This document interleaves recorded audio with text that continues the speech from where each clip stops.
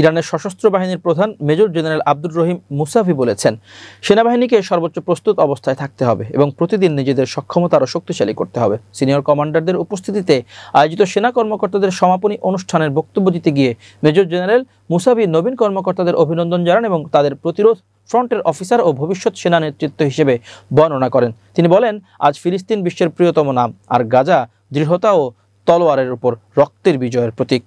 ইরানের সশস্ত্র বাহিনীর প্রধান বলেন, আল আকসা স্টর্ম অভিযানের ব্যাপক প্রভাব রয়েছে, যা বৃহত্তর আঞ্চলিক ও বৈশ্বিক পরিবর্তনের সূচনা করেছে। তিনি উল্লেখ করেন, বছরের পর বছর যুক্তরাষ্ট্র ও জায়নবাদী শাসন নিজেদের ন্যায়পরায়ণ হিসেবে উপস্থাপনের জন্য গণমাধ্যমে আধিপত্য বিস্তার করেছিল, কিন্তু আজ তাদের প্রকৃত অপরাধী, রক্তপিপাসু ও শিশু হত্যাকারী চেহারা বিশ্ববাসীর সামনে উন্মোচিত হয়েছে। একসময় প্রায় বিস্তৃত ফিলিস্তিন আজ আবারও বৈশ্বিক ইস্যুর কেন্দ্রবিন্দুতে ফিরে এসেছে।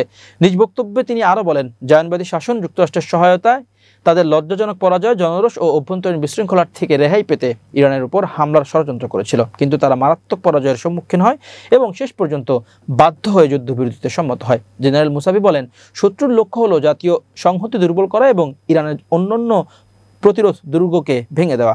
তাই সশস্ত্র বাহিনীকে সর্বদা সর্বোচ্চ প্রস্তুতি ধরে রাখতে হবে এবং প্রতিদিন নিজেদের সক্ষমতা আরও বাড়াতে হবে।